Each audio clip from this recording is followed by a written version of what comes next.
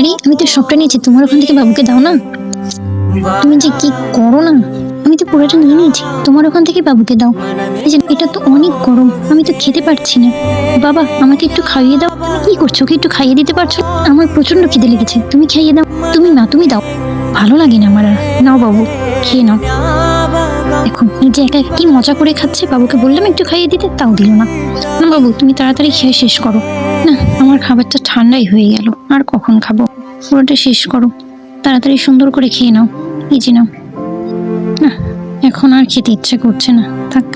কি ব্যাপার, তুমি খাচ্ছ না কেন? খাবে না? খেতে ইচ্ছে করছে না, খাবো না। ঠিক আছে, আমাকে দিয়ে দাও, আমি খেয়ে নিতে।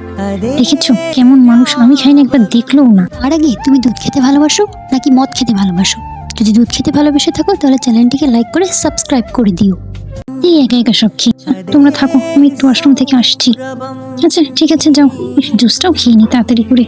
তোমরা ছেলেরা সবসময় এমনই করো আমাদের সাথে।